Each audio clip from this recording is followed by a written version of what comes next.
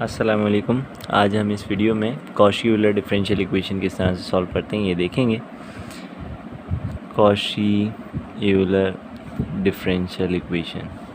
Now first of all अगर हम classification की बात करें कि कॉशी-यूलर डिफरेंशियल इक्वेशन की क्लासिफिकेशन क्या है, तो ये जहन में रखिएगा कि कॉशी-यूलर एक linear,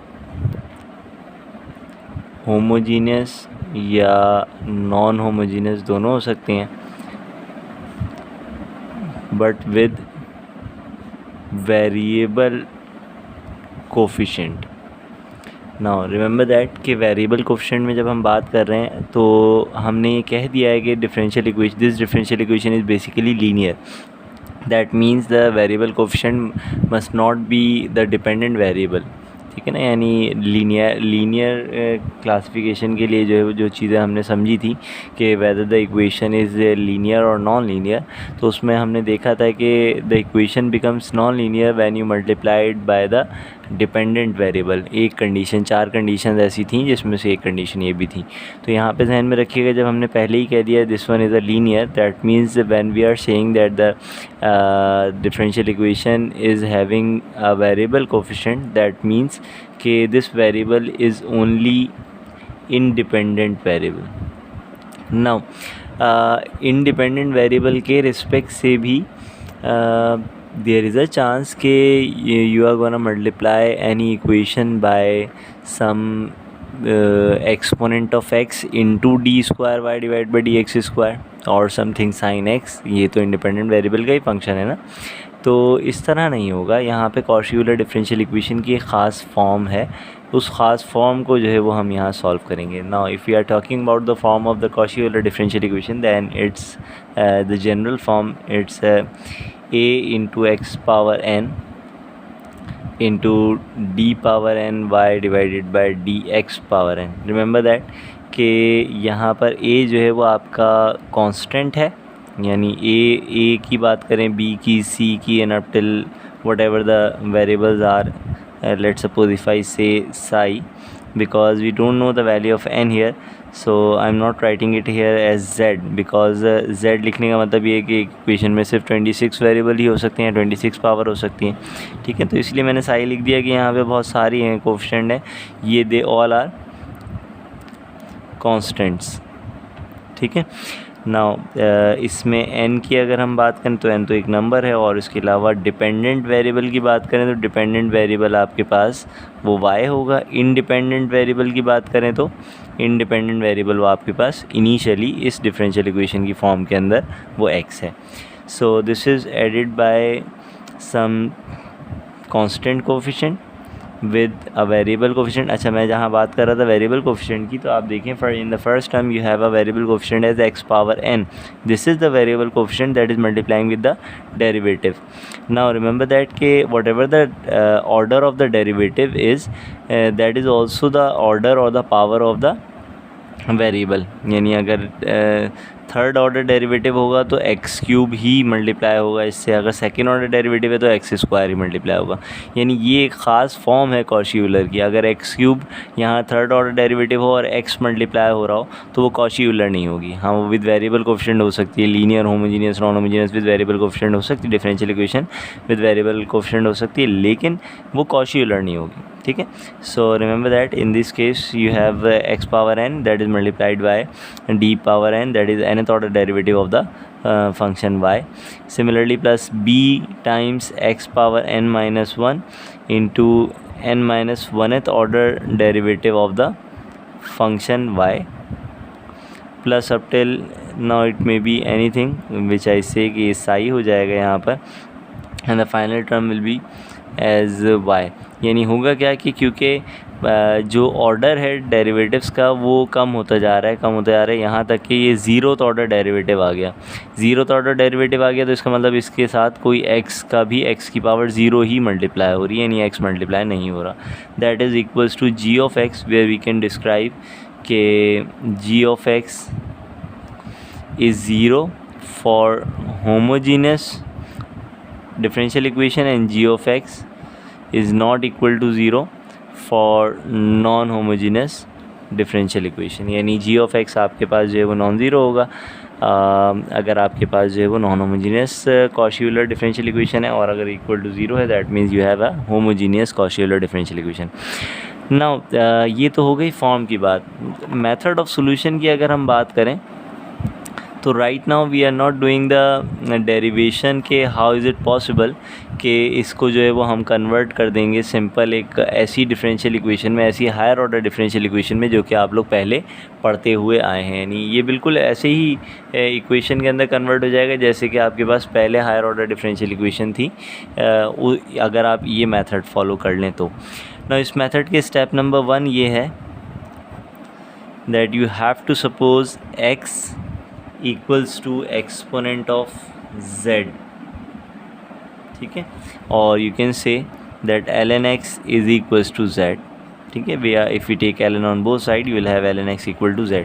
So basically the main supposition of this method is basically x equal to exponent of z. For this method or with this supposition we lead to the result of step number 2. Sometimes it's happen कि students just directly follow the step number 2 by substituting these values whatever I am saying here, कि step number 2 को हम directly follow, student जो है वो directly follow कर देते हैं एंड देन स्टेप नंबर 1 को बिल्कुल इग्नोर कर दिया करते हैं, यानी स्टेप नंबर 1 की कंसिडरेशन या सपोजिशन वो करते ही नहीं है। रिमेंबर दैट मैंने यही कहा कि हम इसकी डेरिवेशन के अंदर नहीं जा रहे, मेथड ऑफ सोल्यूशन के अंदर, मेथड ऑफ सोल्यूशन की डेरिवेशन में नहीं जा रहे, इसलिए डायरेक्ट रिजल्ट तो मैं आपको बता रहा हूँ, लेकिन ये याद रखिएगा ये जो स्टेप नंबर 2 के रिजल्ट्स हैं वो इस सपोजिशन के ऊपर डिपेंड करते हैं, ठीक है। तो यहाँ पे आप चाहें तो लिख सकते हैं depending upon this supposition in step 1, ठीक। ये जहन में रखिएगा, ये चीज़ बहुत इंपॉर्टेंट है और अक्सर स्टूडेंट जो है वो इसी चीज़ के अंदर मिस्टेक करते हैं। Depend upon the supposition in step 1 we lead to the result of that कि x into d is basically the derivative. Similarly you know that if you have d as derivative with respect to x, now we are introducing another variable, a delta sign, that is a derivative with respect to z, ठीक है, क्योंकि आप अपने x variable को transform कर रहे हैं एक नए वेरिएबल में, ठीक। जब हम नए वेरिएबल में ट्रांसफॉर्म कर रहे हैं तो जाहिर है कि उसका जो डेरिवेटिव होगा, इस नए वेरिएबल का जो डेरिवेटिव उसके रिस्पेक्ट से जो डेरिवेटिव होगा उसको हम डेल्टा कह रहे हैं, और x के रिस्पेक्ट से जो डेरिवेटिव था उसको तो हमने सिंपल d ही कहा था। So we are just saying that x, if x power 1 is multiplied with the first order derivative, then it will be equal to simple delta, that this delta is basically the derivative with respect to z variable. Similarly if you have x square into d square, that will be equal to delta into delta minus 1. Similarly if you have x cube into d cube, that will be equal to delta into delta minus 1 into delta minus 2 plus up till x power n into D power n। इसके लिए expression क्या बन जाएगी अगर आप गौर करें तो वो हो जाएगी delta into delta minus 1 into delta minus 2 up till कहाँ तक चलेगी ये, अगर देखें 2 है तो 1 तक आ रहा है, 3 है तो 2 तक आ रहा है, यानी एक पावर लेस तक, तो n है तो n माइनस 1 तक आपके पास ये आ जाएगा, ठीक। तो इन जनरल जो है वो ये आपके पास रिजल्ट है। This result will convert the Cauchy Euler differential equation into simple higher order differential equation, and for that higher order differential equation after the conversion we'll take the steps of that particular solution। यानी जिस तरह से आप वहाँ पर भी by C evaluate करते थे बिल्कुल उसी तरीके से यहाँ पे बाई सी इवैल्यूएट होगा, जिस तरह वहाँ पर आप बाई पी इवैल्यूएट करते थे बिल्कुल उसी तरीके से यहाँ पर बाई पी इवैल्यूएट होगा। रिमेंबर दैट कि आफ्टर दिस सपोजिशन और after the substitution of these result your equation will be converted to a delta form, and delta depends upon z. Now let's suppose if I say for some variable, if you are saying कि हमारे पास in normal higher order differential equation if you have a root equals to 2 and 3, you will write with independent variable equal to x, ठीक है। अगर independent variable x होता आपके पास, so you will write y c as a into exponent of 2x plus b into exponent of 3x, and 3 cases you had studied कि उसमें जो है वो डिस्टिंक्ट और रूट्स आपके पास होते हैं, 1 मिनट रुकिएगा। यानी यहाँ डिस्टिंक्ट और रियल रूट वाले केस के अंदर आपने क्या किया था कि YC को इस तरह लिख लिया था। अगर रिपीटेड रूट होते तो आपको YC लिखना आता है, अगर कॉम्प्लेक्स रूट होते तो आपको YC लिखना आता है। वहाँ पे तीनों जगह पर आपने तीनों केसेस, तीनों पार्ट को आपने देखा था। इसी तरीके से यहाँ क्या होगा, कॉशी-यूलर डिफरेंशियल इक्वेशन में, कॉशी इक्वेशन में डायरेक्टली यहाँ कह रहा हूँ, इस कॉशी इक्वेशन में now independent variable had been transform to Z, यानी Z के अंदर ट्रांसफॉर्म हो चुका है। Now if you have root of that particular differential equation that has a independent variable Z, transformed independent variable Z, देखें initially तो X ही था आपके पास इंडिपेंडेंट वेरिएबल, लेकिन बाद में जो है वो Z के अंदर ट्रांसफॉर्म आपने उसे कर दिया। तो बाद में जो Z में ट्रांसफॉर्म किया है तो उसकी वजह से अब रूट जो आ रहे हैं वो Z के रूट हैं। तो अगर 2 और 3 आता है तो आप YC कुछ इस तरह लिखेंगे, A into exponent of 2Z plus B into exponent of 3Z। इसका रीज़न क्या है, क्योंकि पहले आपके पास इंडिपेंडेंट वेरिएबल X था तो आप 2X लिखते थे, 3X लिखते थे, लेकिन अगर अब ट्रांसफॉर्म वेरिएबल Z हो गया दैट मीन्स कि अब आपको जो है वो Z लिखना होगा। तो ये बड़ी कॉमन मिस्टेक है जो कि यहाँ पे स्टूडेंट्स करते हैं इस हवाले से कि अगर X इंडिपेंडेंट वेरिएबल है तो X के रिस्पेक्ट से लिखने की क्योंकि आदत पड़ चुकी होती है, तो इस वजह से अब हम जब एक वेरिएबल को ट्रांसफॉर्म कर चुके हैं Z के अंदर तो स्टिल हम जो है वो X की फॉर्म में ही अपने वेरिएबल को लिख रहे होते हैं। तो यहाँ पे X नहीं Z लिखा जाएगा। हाँ, अब Z में लिखने के बाद दोबारा रीट्रांसफॉर्म करना वो ज़रूरी है, वो चीज़ हम जो है वो समझेंगे एग्जाम्पल के अंदर। तो होपफुली कि बात क्लियर इस हवाले से है कि देखें यहाँ पे रूट्स हो सकता है आपके पास डिस्टिंक्ट रियल आ जाएं, कॉम्प्लेक्स आ जाएं, रिपीटेड आ जाएं, तो ये केसेस अब आप देख चुके हैं। After the transformation of that particular Cauchy Euler differential equation into a higher order differential equation, normal higher order differential equation in which you have a constant coefficient that is multiplying with a derivative. तो after that transformation अब जितनी भी examples हैं वो आप लोग solve कर चुके हैं। पहले एग्जांपल्स सारे प्रीवियस लेक्चर्स के अंदर आप लोग देख चुके हैं। अगर वो नहीं देखे तो पहले वो लेक्चर्स आप पहले वो कवर करें, फिर उसके बाद कौशल आपको समझ में आ सकेगा। और अगर वहाँ पर अगर कोई कन्फ्यूजन है तो आप वहीं पे क्वेश्चन पूछें। कौशल के अंदर तो सिर्फ और सिर्फ बेसिकली हमें करना है क्या होगा कि ट्रांसफॉर्मेशन होगी एक तरह से एक इक्वेशन किस तरीके से आप हायर ऑर्डर डिफरेंशियल इक्वेशन के अंदर यानी विद कांस्टेंट कोएफिशिएंट के अंदर ट्रांसफॉर्म करते हैं। तो फॉर एग्जांपल हम एक एग्जांपल इसकी कंसिडर कर रहे हैं और मैं शायद दोनों एग्जांपल ही नॉन होमोजीनियस कंसिडर कर रहा हूँ। अगर होमोजीनियस होगी तो क्या होता है कि हम सिंपल सिर्फ YC इवैल्यूएट करते हैं, YP इवैल्यूएट नहीं किया करते, और अगर नॉन होमोजीनियस होती है तो दोनों इवैल्यूएट करते हैं। ये चीज़ हम जो है ये फ़र्क हम बहुत शुरू में देख चुके हैं। तो लिहाजा अभी जो है वो हम सिर्फ और सिर्फ नॉन होमोजीनियस की ही दो एग्जाम्पल वो देखेंगे। Let suppose if you have x² into Y double dash plus 7 into X into Y dash plus 8 into Y equals to x power 5। Let suppose कि आपके पास ये कुछ है आपके पास इक्वेशन। इस इक्वेशन के हवाले से आप देख सकते हैं कि क्योंकि वेरिएबल मल्टीप्लाई हो रहा है आपके डेरिवेटिव से, यानी इसको मैं चाहूँ तो इस तरह भी लिख सकता हूँ ना, x² into d² y divided by dx² plus 7x into dy by dx plus 8y equal to x power 5। तो बेसिकली हो क्या रहा है कि x² है और ये मल्टीप्लाई हो रहा है सेकेंड ऑर्डर डेरिवेटिव से ही। अगर x है तो फर्स्ट ऑर्डर डेरिवेटिव से ही, अदरवाइज़ ये इस तरह से है। अच्छा, ऐसा भी हो सकता है कि किसी केस के अंदर हम कुछ इस तरह लिख दें ना, लेकिन लेट सपोज यहाँ पे मैंने लिख दिया x d² y divided by dx² plus 7 dy by dx plus 8y divided by x equal to x power 4। तो आप देखेंगे ये इक्वेशन और ये इक्वेशन दोनों एक ही है, ठीक है ना। अगर मैं जस्ट मल्टीप्लाई करा दूँ आपकी इस इक्वेशन को बाय x तो होगा क्या कि हो जाएगा x² d² y divide by dx² plus 7x आ जाएगा, ये वाला x कैंसिल हो जाएगा, 8y रह जाएगा और ये x पावर 5 बन जाएगा।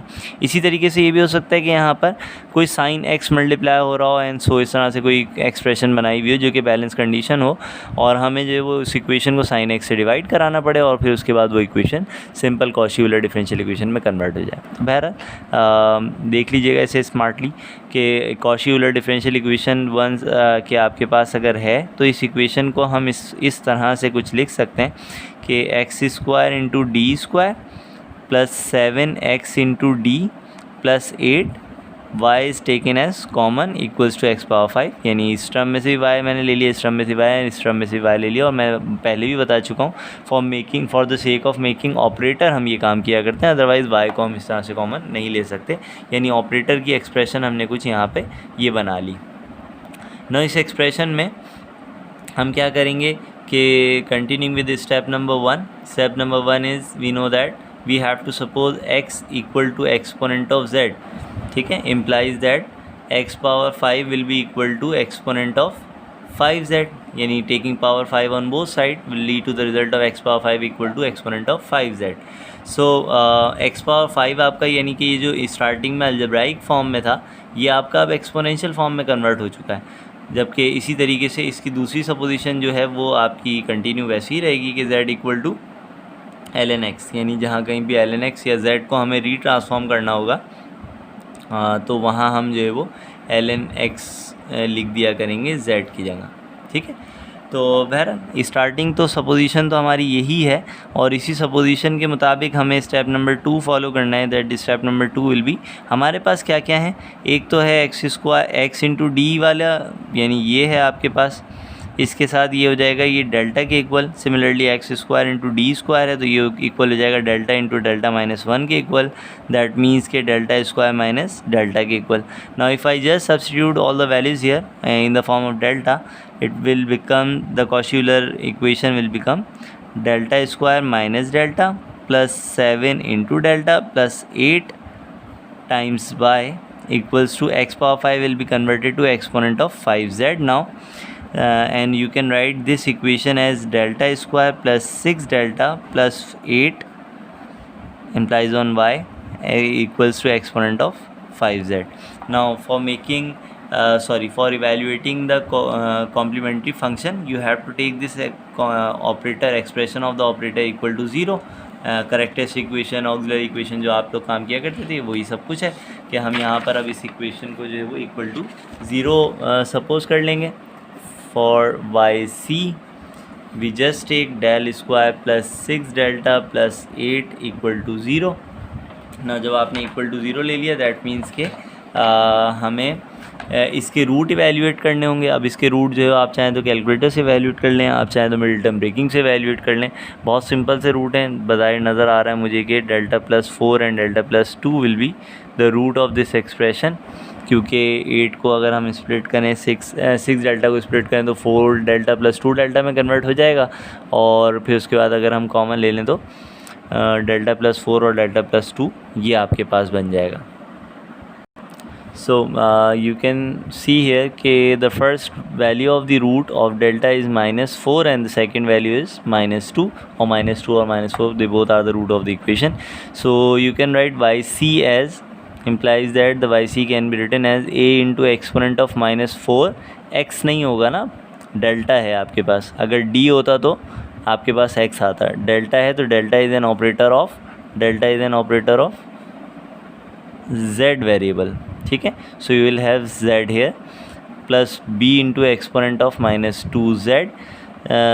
नाउ हम जो है वो ये कर सकते हैं कि एक्सपोनेंट ऑफ -4z को अगर डिनोमिनेटर में लिख दें तो you can write it as exponent of 4z plus b divided by exponent of 2z।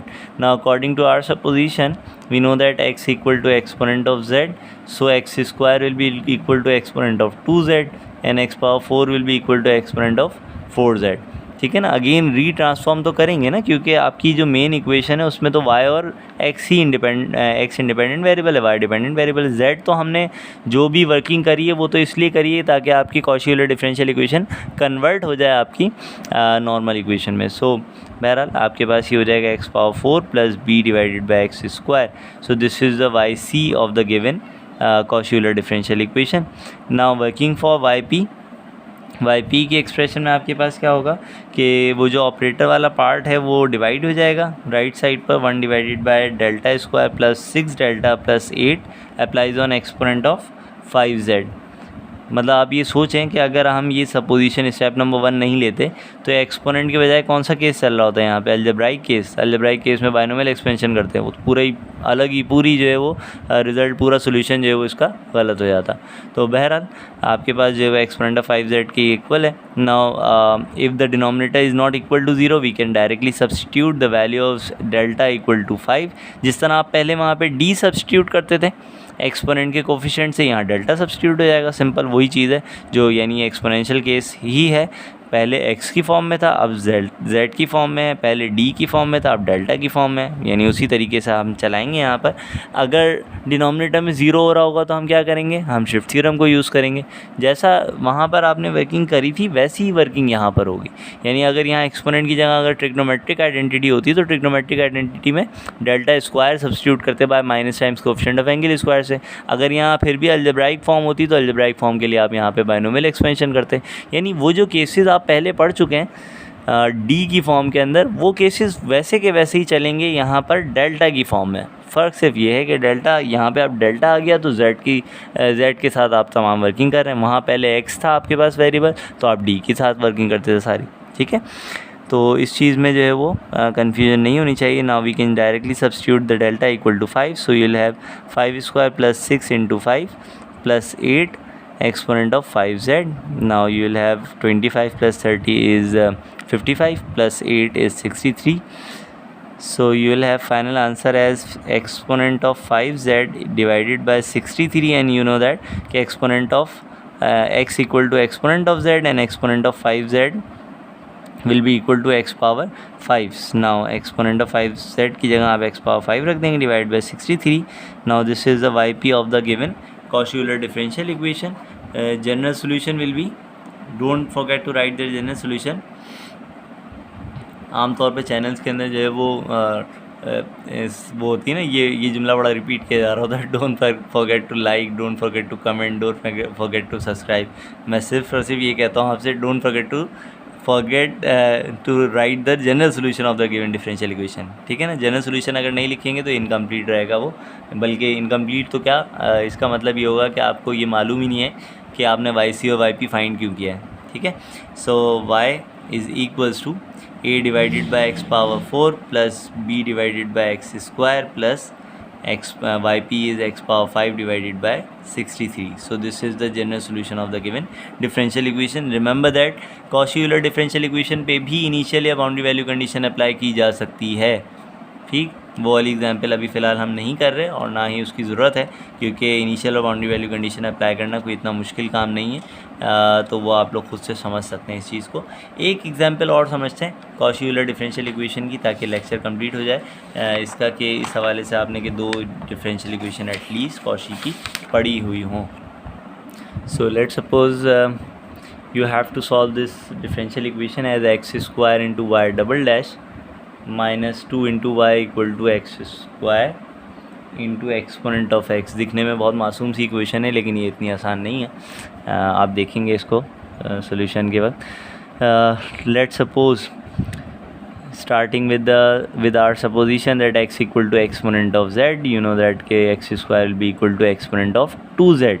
Similarly exponent of x will be equal to, अच्छा यहाँ एक्सपोनेंट ऑफ x नहीं होगा, यहाँ कुछ गड़बड़ है, एक मिनट मैं देख लूँ इस इक्वेशन को। जी बिल्कुल, ये जो है वो ln x है यहाँ पर। इन्होंने एंटी डेरिवेटिव को जो है वो कुछ डिफरेंट स्टाइल में लिखा हुआ था, मैं उसे ई समझ गया कि ln x है यहाँ पे बेसिकली। तो बहरहाल ये आपके पास हो गया कुछ इस तरह से कि ln x किसके इक्वल होगा, हम जानते हैं कि ln x इक्वल हो जाएगा यहाँ से ही, if you take ln on both side you will have z। So with our supposition this right hand side will be equal to exponent of 2z into z।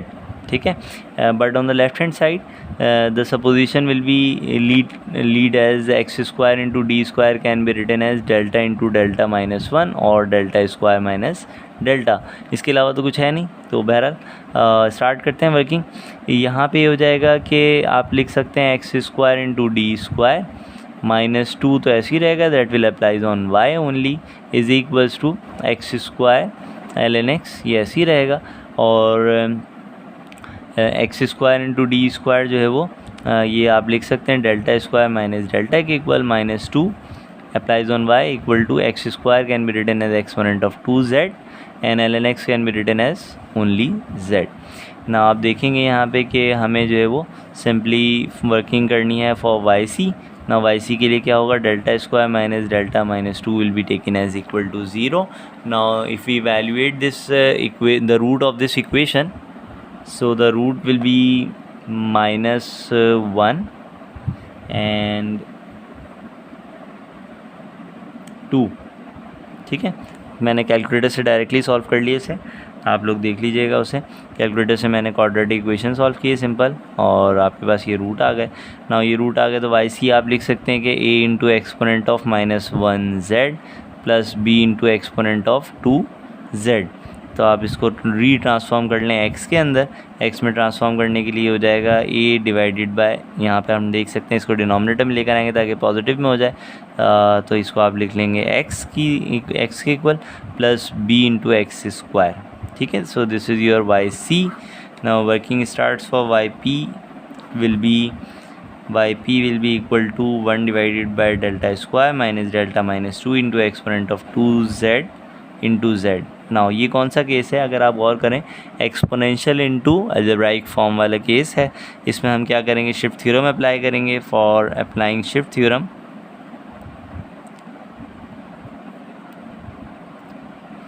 your delta can be replaced by delta plus 2 to shift the exponent of 2z.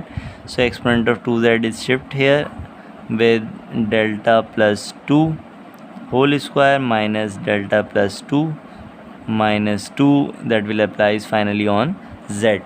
ठीक है, तो हमें जो है वो इसको simplify करना है थोड़ा सा, कि यहाँ डिनोमिनेटर में जो भी एक्सप्रेशन है सिंप्लीफाई होकर क्या बन जाती है.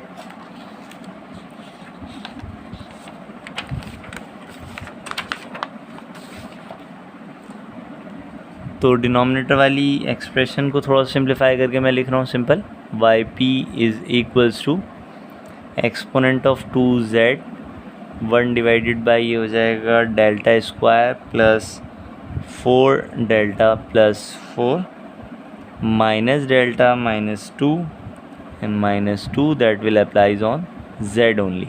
ठीक है, तो सिंप्लीफाई कर लेते हैं अगेन. 2z डिवाइड में आ जाएगा, ये हो जाएगा डेल्टा स्क्वायर, और ये बन जाएगा प्लस 3 डेल्टा, और ये टोटल जो है वो मेरे ख्याल है कैंसिल होता हुआ नज़र आ रहा है मुझे. तो 4 और -2 ये दोनों कैंसिल हो जाएंगे, ख़त्म. That applies on only z. Now you can take delta as a common here. If you take delta as a common you will have delta plus 3 applies on z. तो देखें ये बिल्कुल उसी तरीके से है कि जिस तरह 1 डिवाइडेड बाय d हुआ करता था, आप याद करें 1 डिवाइड बाई डी को आप कहते थे ये है integral with respect to x. तो 1 डिवाइड बाई डेल्टा क्या हो जाएगा, integral with respect to z. Simple.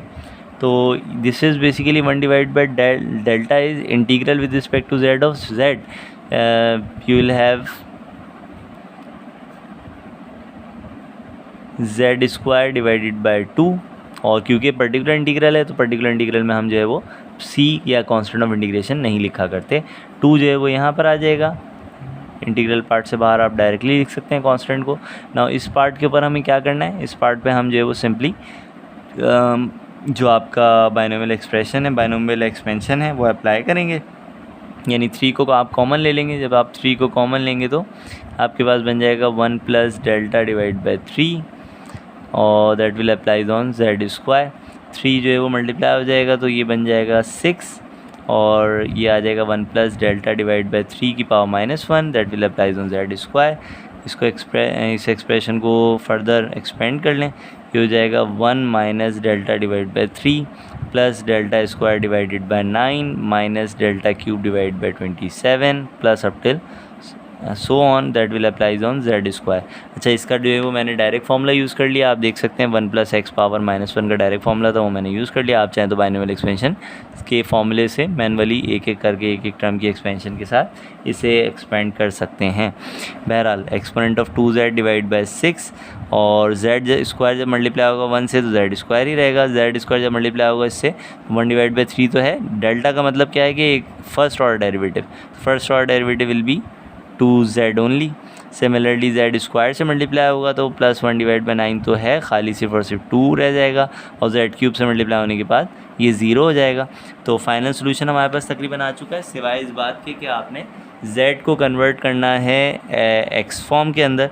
तो थोड़ा सा सिंप्लीफाई इसको और कर लेते हैं कि exponent of 2z divide by 6 तो ऐसे ही रहेगा, ये हो जाएगा Z square -2/3 of z plus 2/9। ना आप देखें कि एक्सपोनेंट ऑफ 2z ये इक्वल था एक्स स्क्वायर के, और z जो है वो सिंपली इक्वल होता है ln x के।